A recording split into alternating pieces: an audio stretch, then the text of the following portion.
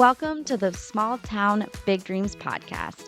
My name is Becky Waples, and this is the podcast that celebrates small town creators and shares their stories. A creator to me could be an entrepreneur, someone with a side hustle, a person with a passion project, even a social media guru, or anybody else who has taken their goal and is crushing it. From their background to where they found the courage, from their challenges to their wins, to where they find inspiration and how they took their first step, I cannot wait to chat and laugh about anything and everything that comes with creating something from scratch. If you are inspired by small town creators who turn their big dreams into reality, then this is the podcast for you.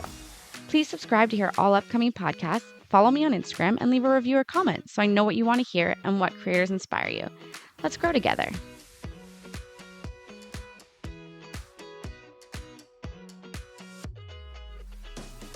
Okay, perfect. So let's get started. So Shaun, thank you for joining me today. Yeah, thank you for having me on. I very much appreciate it. I got your name through Kelsey when I interviewed her with Be Engaged Agency, but she never actually told me how she knows you. We actually work together during our day jobs. So I'm a caseworker for social assistance with Kelsey. I had a chance actually to listen to her podcast today, and I definitely enjoyed her little shout out when she was talking about the client that she provided that package for. That was me. Oh, okay. I kind of thought so, but that's exciting. Yeah. Okay, so your day job is at social services, and then you are here today because you have this other job. Can you tell us about why you're here? Yeah, absolutely. So I have just recently started the Healing Path trauma and recovery coaching. So it's fairly new, very new actually. I've only been running for about 3 months now. So it's been great to kind of get this off the ground. It's been a dream of mine for a very long time, and very happy to see it come to fruition. Can you share your journey? What inspired you to be a trauma and recovery coach? That is a great question. So I guess basically based on the experiences that I've gone through in my life, I've been through quite a bit, as far as trauma, addictions, all of that. And I really just have a passion for helping people. I actually started off my career kind of heading in the law enforcement direction. I was a special constable for a number of years in Toronto, and transitioned to my recent casework with the dream of eventually going into a therapeutic or coaching type role. Yeah, it's taken me a long time to get here, gone through a few life challenges along the way. And then I guess it was 2020, I had the opportunity to connect with a coach myself, and she coached me for a time. And then we looked at a number of different coaching certification programs, and I kind of landed on one out of Alberta that was really good. It was really all encompassing, had a lot to offer. It offered both the trauma informed care as well as the coaching package as well, along with that. And so it was great to be able to take that course. I graduated in August and launched a business in late September. Very cool. Sounds like this has always been your goal. Did you always want to be own your own trauma coach, or did you kind of picture yourself working for a company? That's another great question. I don't really have a clear answer for that. That's okay. Yeah, I mean, I guess owning my own business, I'm not super entrepreneurial. Right. But as far as life or trauma and recovery coaching goes, it's always been kind of a dream, I guess, to work for myself, kind of set my own hours, be able to take clients, as frequently or as infrequently as I'd like. I mean, obviously the more clients, the more people I'm helping, the better. My heart is just to see lives changed and people be able to live their authentic selves and, really thrive, as opposed to, being stuck in the addictive cycle and, being weighed down by their trauma. Right. Are you in the Owen Sound area? I am, yeah. And how would clients find you, or how do you find your client? A number of ways, typically online. Okay. The online presence is growing. So that's really good. And then referrals, word of mouth. Yeah, referrals are a really great way actually to build clientele. And when you say online, so some of your clients are not from this area. They're from all over Canada, US, or? Yeah. I have a number from all over. It could be anywhere in the world, really. anywhere that has an internet connection and a Zoom link, or we're able to connect that way. Okay. Yeah. And so what type of person do you work with?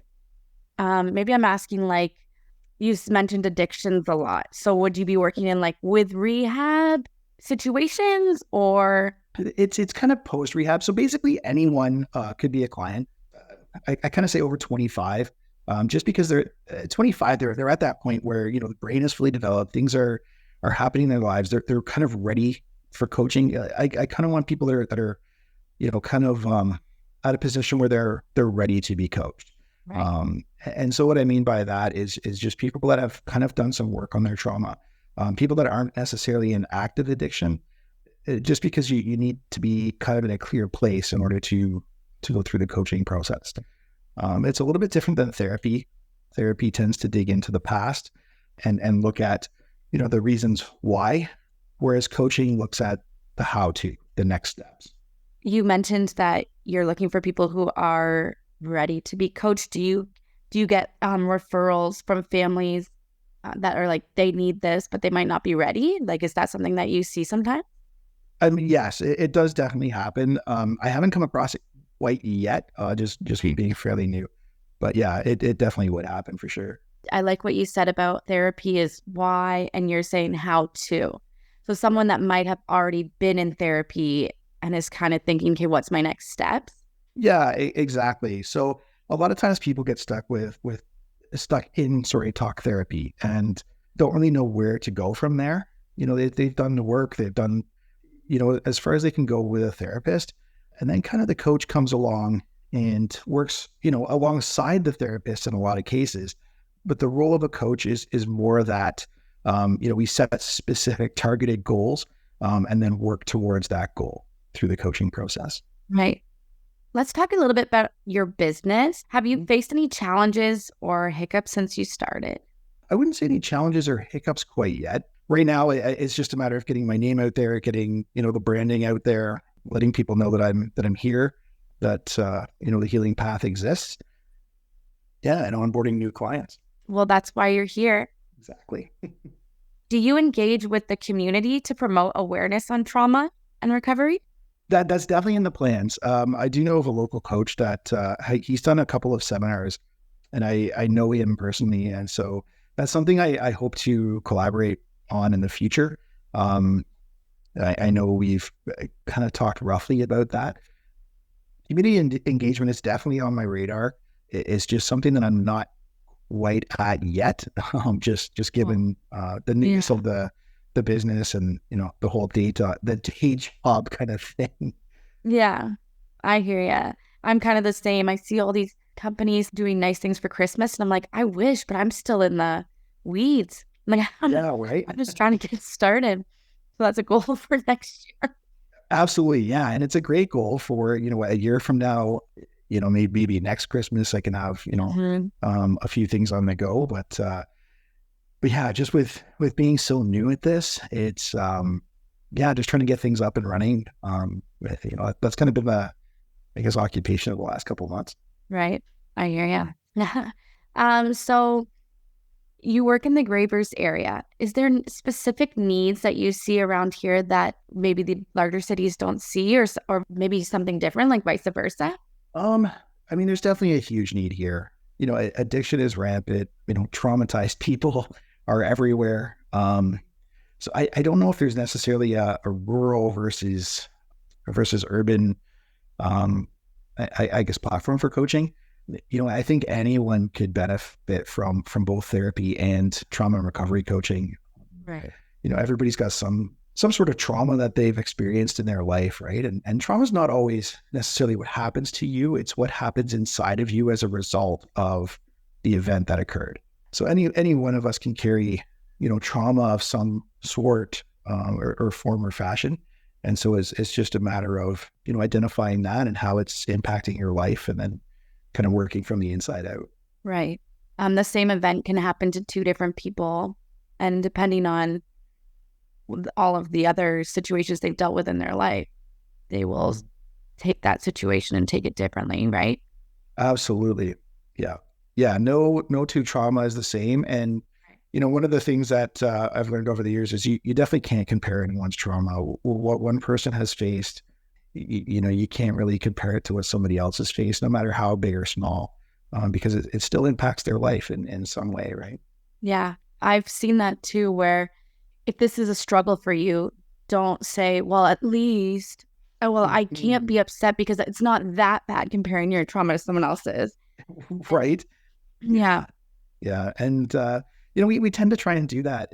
Not necessarily to minimize, but, to try and, trying to empathize or comfort the other person. And that's, that's definitely not what somebody needs in a moment of pain, right? Yeah. I feel like my questions are going to go in a different direction now. Yeah. Just because I wasn't really quite sure what we were going to cover today, but I'm really interested now. Yeah, I want to know, like, what is your definition of trauma? Like, we've kind of just covered that, but maybe you can go into better detail. I've kind of stolen some of my stuff from Gabor Mate. I'm not sure if you're familiar with him, but he's a believe Polish Canadian who's a leading expert right now in trauma and addiction. So some of my take on trauma has come from him. Again, it's what happens inside you.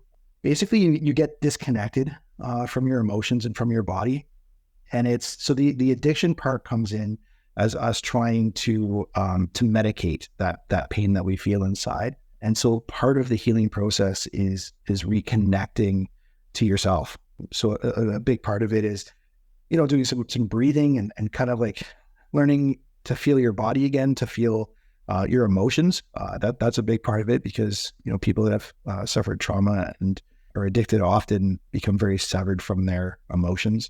So I know a big part of my journey and my story has been learning, those basic emotions, learning to feel again, and learning what those emotions are telling the rest of my body, and then trying to, feel it and release it, if that makes sense.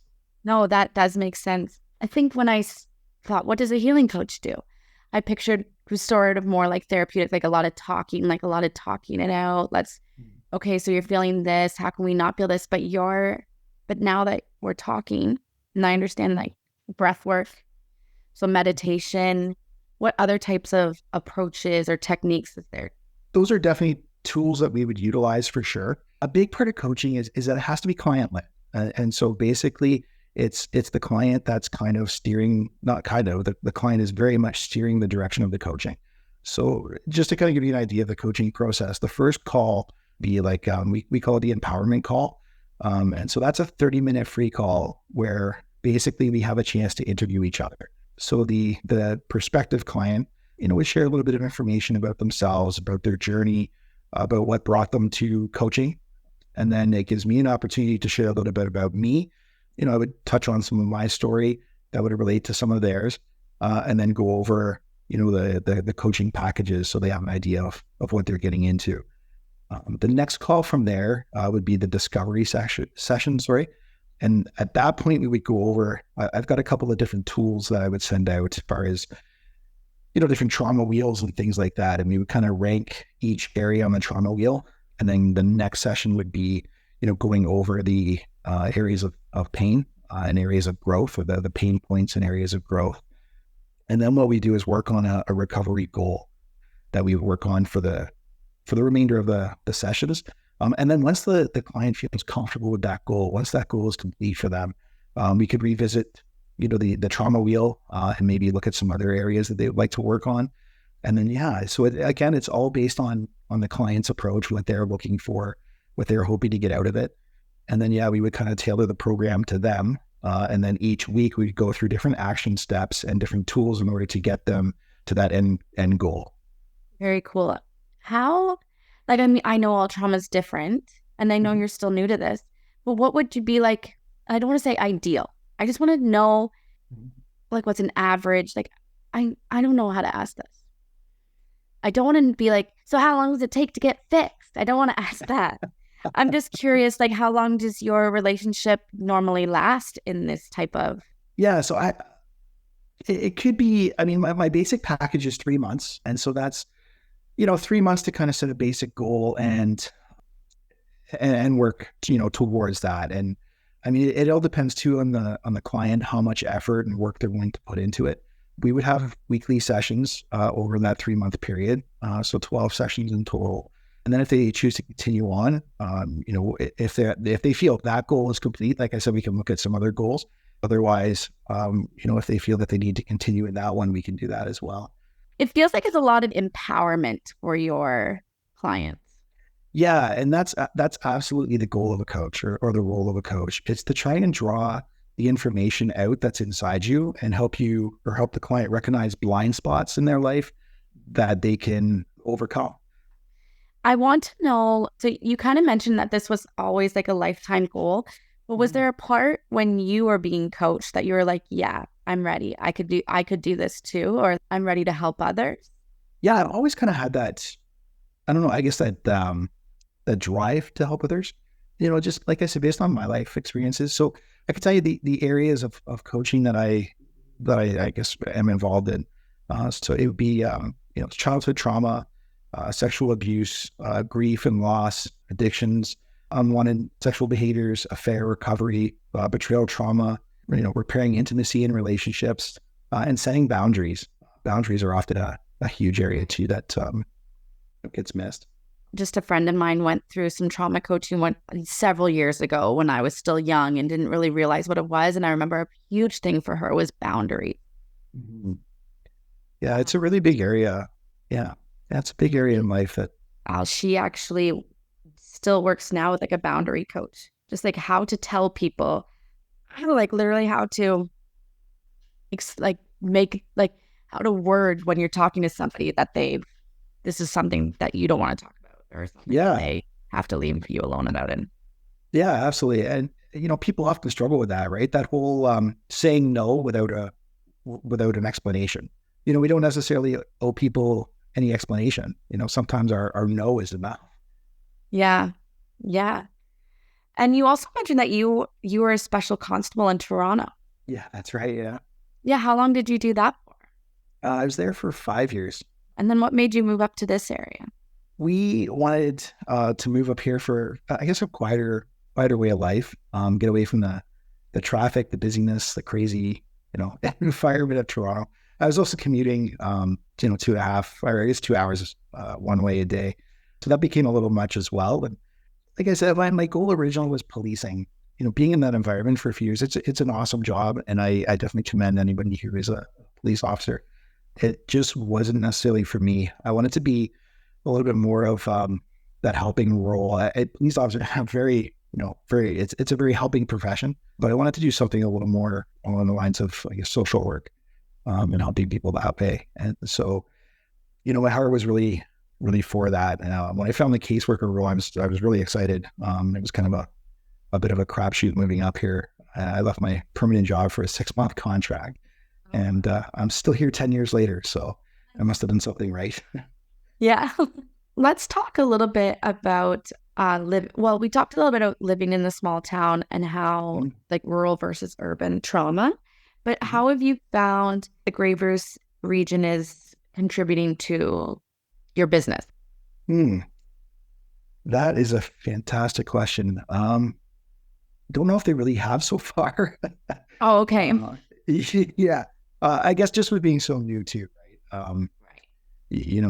Like I said, trying to get my name out there, and thankfully through my other career, I've got, a number of connections. So that's been helpful that way.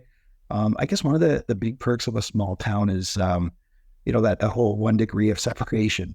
Most areas they say it's 6 degrees of separation, but I find in this area, it's definitely a lot lower than that. Yeah. It also might be nice. Your clients might maybe even recognize you if they've been in that area, if they've been needed social work before, or they've just seen you around. Absolutely. Like even on your website, I was like, I feel like I know Shaun. Maybe I know Shaun. And you just have like a familiar look. It's funny. I get told that all the time. Yeah, really? I also sit on a couple committees locally as well. So I'm part of the anti-human trafficking committee for Grey Bruce through my current employer. I'm also connected with CMHA. I facilitate my dad's program with them. Oh, okay. Yeah, and I've also facilitated a few other recovery meetings here in Owen Sound as well. Great. Very cool. Do you have collaborators? Have you found that the people from your day job are really receptive to your coaching practice? Yeah, so the people from my day job have been fantastic. I've actually got a referral from one of my coworkers for a client, so that's been amazing. They've also taken, different coworkers have taken stacks of business cards for me and handing them out, so that's been amazing as well. And then I do have a couple, I guess, kind of collaborators that have come out of my coaching program. The odd time if there's a challenging case, or if one of us is needing support on something, or even like a marketing avenue, we kind of share that with each other as well. So it's been really helpful to have that. The one guy is in Ontario, and then there's another person that's or two other people that are out of province. So it's been amazing to connect with them as well, and just kind of share ideas and what's worked for them, what hasn't worked for them. Right. You kind of mentioned that going into trauma and recovery coaching is because of your past, and I don't want to go there, but I want to know, because you sound very, very qualified. Like you have a giant background in this. You're helping all these people everywhere. Where do you think in your life it went from it could have gone in the wrong direction, but it went in the right direction? Oh man, that's a huge question. That makes sense. I don't want to imply that I've gone in the wrong direction, but but you're absolutely right. It absolutely could have. So I'll be honest and upfront. Like I'm a teen parent. I have my first child at 17. I met my now ex-wife in high school. We were two hurting and broken teenagers, and we hurt and broke each other for the majority of our marriage. Yeah, I mean that's part of my story for sure. I've gone through a lot. I lost my dad when I was 12. And gone through quite a bit of family struggle that way. And yeah, it could have absolutely gone a different direction. I would say my support system was a huge part of that. My people pleasing was a big part of that as well. Not wanting to go too far down the wrong path. I had a family member who was highly addicted to narcotics, and he was kind of the inspiration in the family to stay away from drugs. So thankfully, I didn't go too far down that road. Especially when I was younger, I didn't really go down that road very much at all. But it was, more, acting out in other ways and inappropriate behavior, and all sorts of things that I'm necessarily proud of. But I think the family, my family having kids, I had my fourth son by the time I was 24. That also kind of helped a lot too, right? Just providing for the family and trying to do the right thing. If that makes sense at all. No, it does. So it's interesting that you said you had a really good support system, and now what you're doing is being like a coach and a support system. Mm-hmm. Like I find that I just don't want 18-year-old men thinking, well, there's nothing for me now if I had a baby. I just know, like, oh my gosh, this is an entrepreneurship is actually perfect for you. Right? Yeah, it's true. I mean, it's not without struggle. Like there was, there's a lot of hard years, and there's, at times where I worked 3 jobs at one point just to, try and put food on the table and those types of things. But, without our parents were huge supports, when we're going through all of that. And when our kids were small, we definitely couldn't have done it without help. That's for sure. For your fourth son at 24? Yeah, 4 by 24. But they're all grown now. They're all grown, right? Yeah. My youngest is 15, and then my partner, her youngest is 7. So we still have a couple of young ones in the house, which is awesome. It keeps you young, right? Yeah. Well, I know I have 2, and I'm not having any more because I couldn't handle more now. But it would be so much fun when the kids come home for Christmas and they're like 20, 21, and there would be a lot of them. I think that would have been nice. It definitely is. Like I don't know. I love when they're all together because it's like you really see their personalities come out. And it's interesting now, right? Like they get into some heated debates about different topics, and you hear each one of them has an interesting worldview that's very different from the other, and it's pretty entertaining. Yeah. Oh, we went off a little bit, but that's funny. That's cool. I want to know, let's get to do you have any advice for any individual who wanted to pursue a career in coaching or trauma and recovery? Hmm. Um, do it. Yeah. Um, yeah, absolutely. I feel like I waited till I guess I was ready, until the pieces fell into place. But yeah, do it. It's it's definitely challenging and rewarding, but yeah, do it. You said that you did a coaching program in Alberta. Can you just Mhm. remind us of what that was called? So it's a fully aligned coaching certification is who I went through, and that gave me a certification in trauma and recovery wellness coaching. What kind of person would be a good trauma and recovery coach? You Um, obviously need to be tough skin. yeah, definitely tough skin. I would say somebody with lived experience. Okay. Yeah, that's typically because in the coaching realm, you're more of like a peer supporter or a mentor. So it's not a therapeutic role necessarily, right? It's more like you're coming alongside people and yeah, ground level. You're helping them at that ground level. So I think it takes somebody that's been there, that has a little bit of lived experience and understands, what it's like to go through whatever realm you're coaching in. Mhm. And do you do in-person meeting? Yeah, that's a work in progress. Oh, okay. Yeah, it is definitely a goal of mine, and I definitely want to get to that point. It's just with being so new, it's hard to find space and all those types of things. Oh, Especially yeah. since a lot of it's right now in the evenings or weekends, and so trying to find a facility for evenings and weekends is a little bit challenging.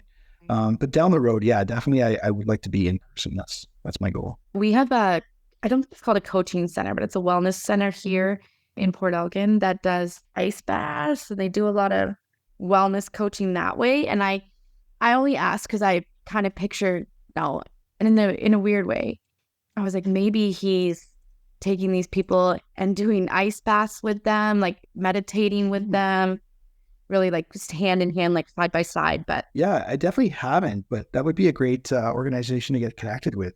okay, so I always ask because I do like to inspire people. I am asked you what would make a good coach, but do you have a small business hack? Ooh. What made you say I'm going to do it myself instead of doing it for someone else? And I think honestly I kind of went on my own because there's not really any practices around. oh, okay, no, that's So so you yeah, saw a need for something and you were like, let's do it. absolutely. Yeah, there's a huge need for coaching in this area. I think I know that Grey Bruce is such a hurting area, and I think anything that I don't know it provides some kind of light or shines a light in this area, I think is huge. I agree with you there. Yeah. I only lived in Owen Sound for a year. I used to walk home from like the bars downtown and I hear people all the time like you can't do that anymore. Yeah. This was maybe this was maybe 16 years ago, so it was that aged me, but yeah, and I loved it when I lived in Owen Sound too. I used to work right downtown, so I'd walk down there, walk home. I never felt unsafe, and that's not what I've been told Owen Sound is like at night anymore. Yeah, it's hard. Like I definitely wouldn't let my daughters walk or my sons walk alone downtown at this point anymore. Yeah, like some people have really aggressive views on it, and I don't share those views. Mhm. Um, no, there's obviously more empathetic ways we can deal with this than some aggressive views people have. It is, yeah, it's such a huge challenge, and I see it in my day job all the time. And I don't really know what the solution is, to be honest. Oh, I see a lot of places have like a housing first model, and that seems to be based on a lot of studies, it seems to be working well. And I see that we're adopting to that to a degree here in this area. We've opened up a new shelter, which is great. Things like that I think are going to be helpful. I really don't have a solution for addiction. It's such a hard, and the mental health crisis that we're now faced with. yeah. It all, it contributes, and it's I don't know, it's so challenging. Yeah, I don't know what the answer is either, but it just feels like sometimes the people that have aggressive views are just louder. And Mhm. so you think that's what everyone thinks, and it's just that's not true at all. No, It's just it we need absolutely to isn't. keep looking for more sympathetic ways to deal with it. And actually, one of my questions was going to be, what should we know about stigma and maybe how to help someone that we know that is dealing with trauma or addiction and recovery? The stigma is, I mean, we you hear mental health talked about all the time. You hear addictions talked about all the time now. We hear trauma talked about all the time, but there's still such a huge stigma that surrounds each one of those. And it's so hard and complicated when people don't necessarily want the help, or if they're in denial and don't feel that they need the help. It's such a challenge. I guess like in the coaching world, coaches kind of come in because more or less, I don't want to say after the fact, but it's definitely not after the fact, but it's when a person's at a position when they're ready for the coaching. So somebody who, is in very active addiction, they wouldn't necessarily be in a place for coaching. And so I guess, there's a lot of, I guess, other help, sorry, and support, that they'd be able to reach out to. We've got Canadian Mental Health. We've got, the former Graveers Health Services. I guess that's Bright Shores now. So we have Bright Shores, and they just opened a new addiction treatment facility in Owen Sound as well. It's a mental health and addiction treatment facility. I believe it's open. Don't quote me on that. I'm not 100%. Is that by the public health? It's the old school. It's Bayview School, one of the old schools. They've turned it into a treatment facility, and I believe it's open. I'm not 100% on that. I just saw today 988 just started today, right? The suicide prevention and crisis support. Yes, it did. So that is a great source of help as well. So anyone that's struggling, with suicidal thoughts or ideation, definitely reach out and call 988. That just went live at 9:00 this morning. Yeah. Yeah. So that's pretty exciting. It's good to see that the government's recognizing that we need support, and that people are hurting. People are struggling. The economy the way it is, like people are, I hear the stories all the time of how people are, struggling so much right now with everything. And then coming out of COVID, like a lot of people lost a lot of their mental health and addiction support during COVID. They weren't able to meet in person. So, there was a lot of connection that got lost as a result of that. And I know there's a lot of research being done too, like saying that basically I guess the opposite of addiction isn't necessarily sobriety, it's connection. Because the addiction or addiction in general makes the addict so disconnected from their bodies themselves, their emotions, reality in some cases, and definitely from other people. And so having that strong community and having that connection to themselves and to others, is one of the absolute best things we can do for addiction. Yeah. This is a heavy one. This is like real thought-provoking one. I was going to ask, like, what do you do for self-care? Like you must have to deal with a lot. And it sounds like all your side jobs do too. Other, like your day job and then where you volunteer as well. So like, what do you do for self-care? Well, I play guitar. That's kind of my winter self-care. In the summer, I try and do quite a bit of camping, a motorcycle. So I spend a lot of time on that, some wind therapy. And I have a great partner. She's an amazing support. She backs me in everything I do. She's always there to listen, and she's just incredible. She's always got the right things to say and, the right hug. Oh, that's good. I don't know if I have a ton of other questions. Is there anything that you wanted to talk about that we haven't really talked about yet? That's a good question. I know you've kind of been all over the place. We have. I feel like me a lot of editing and putting this question over here and this question over here. I'm so sorry. No. It's me too. This is an exciting one because I'm like learning a lot. It's really like thought provoking. I like this one a lot. It's going to be Oh, very good. beneficial too to people that are listening and yeah, don't Yeah. realize that you're out there. But Yeah, and they definitely don't like with everything being brand new. Yeah, my name's not out there a whole lot right now. I don't think, at least for the coaching world. But yeah, I hope this helps. so then maybe we can go into, I normally do like a fire round. And I was like, what do we do for a fire round when it comes to trauma coaching? But I thought we'll just do something fun to end off the interview, kind of like on a lighthearted note. Is that okay? Yeah, for sure, absolutely. Okay. Yeah, lighthearted is good. Yeah. You said that you play the guitar. What's your Yeah. favorite song to play? Oh man. So I just learned this new song. It's called "Colder Heavens" by Blanco White. Um, Okay. yeah. So I just figured out that song maybe a week ago. So that's kind of been a new favorite jam. Nice. And then, oh, sorry. You said that the philosophy, what was the guy's name that you said about the philosophy? Was it Gabber? Oh, Gabor Mate. Yeah. I asked, like, do you read? I read a lot, or I try to. I try to read a lot. I try to read a lot too. So what's your favorite book? It can be nonfiction, fiction. Favorite book, I would say Screw Tape Letters by C.S. Lewis. Okay. Okay. And is Gabor Mate, I was going to ask about him because does he have books out there that we should be reading? He does. I haven't read any of his. I've listened to a lot of his interviews and his lectures and things like that. But he does have some very good books. There's actually one on my reading list that I need to pick up. I just Googled it really quick, and actually, I think this book, When the Body Says No, Yep.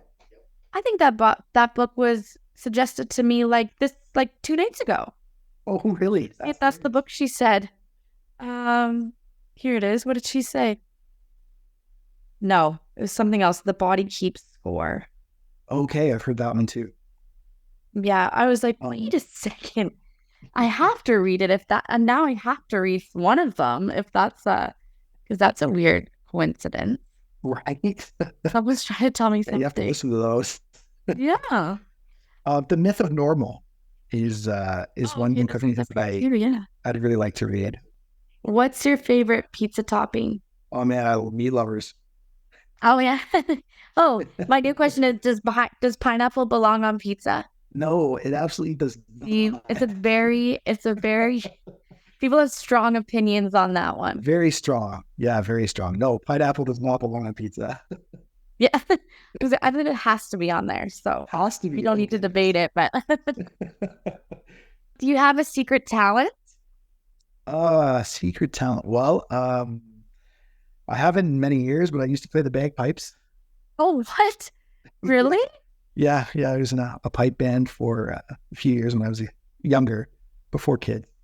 Mom was a music teacher and she hates the bagpipes. So I always grew up thinking like I've only ever heard them like really in parades. I'm like, oh, the bagpipes. But my 5-year-old is obsessed with them. He loves them. That's hilarious. Our 10-year-old, my 10-year-old stepson absolutely loves the pipes as well. We went to the Scottish parade in Aurelia a couple of years ago, and he wants to learn. So I need to brush up on my skills so I can try and teach him. Well, this is just really random. I think I made it up, but then I was like, maybe this is true. Can you play the bagpipes in cold weather? It's not super good for the pipes. Okay, that's what I thought. Yeah, the reeds tend to freeze up. They don't really like the cold, even though they're from Scotland, which is pretty cold. Thank you, because went to the Christmas parade last weekend, and my son was like, "Mom, where were the bagpipes?" And I was like, "You can't play the bagpipes in the cold." And then I was like, "Wait, Scotland's cold." Yeah. I wanted to know the answer. Thank you. You're welcome. I've definitely piped in some Christmas parades, and it's cold. Yeah. Well, I'm thinking like a brass instrument would be cool to like in a Christmas concert too. Like what? Yeah. What's the most adventurous thing you've ever done? Oh man. I did my first solo camping trip on the motorcycle this summer. That was pretty adventurous, I suppose. I think that's very adventurous. I think, yeah, I don't like doing things by myself. So that seems a little too adventurous for me. It was an amazing experience. Very therapeutic. The campsite was right on the river. It was very quiet. It was September, middle of September during the week. So the park was pretty well empty. It was amazing. I had such a good time. It's cool. Oh, what's your favorite place? Like, do you travel a lot? Are you a traveler? I've done a little bit of traveling. My family's British, so I've been to the UK a few times. Been to Cuba. Done a little bit of traveling throughout the States. I haven't seen much of Canada, sadly. Oh, I was gonna say, yeah, like what's your favorite place to go to in Grey Bruce, maybe? In Grey Bruce, I love Lion's Head. I don't know Hey, what it that's where is. I'm from. Is it really? That's awesome. I was hoping you'd say that. I love riding the bike up there, like just along Grey One. Mm. Kind of taking the scenic route and just taking my time. Yeah, that's where I'm from. It's a little morbid, but I always ask, what would your last meal be if Ooh, you're on death row? Like you got to pick. oh man. Honestly, like a T-bone steak, potatoes, Caesar salad, a roll. Yeah. Yeah. As long as it's like you can eat whatever you want, like 3 desserts, 3 T-bone steaks. Right at Or that like point. half the next day. Yeah, why not, right? Awesome. Well, I think that's all I have. Okay. Thanks for joining me tonight. I thought it was really Yeah. informative. Obviously, I've said that a couple times. Thanks so much for having me on. Oh yeah, absolutely. Where can we find you? Like, how would somebody find your services? And if someone's just interested in learning more, where can we find Yeah, so I have a website. It's thehealingpath.coach. .com was taken, so I was able to find .coach, which seems to work really well. And then I'm on Instagram as well. So it's just Healing Path Coach on Instagram. you? Okay. Do you want an email address as well? Or? If you want to give their email, give them. Yeah. Yeah. So if anyone wants to email, it's the Healing Path Coaching. So the Healing Path Coaching at gmail.com.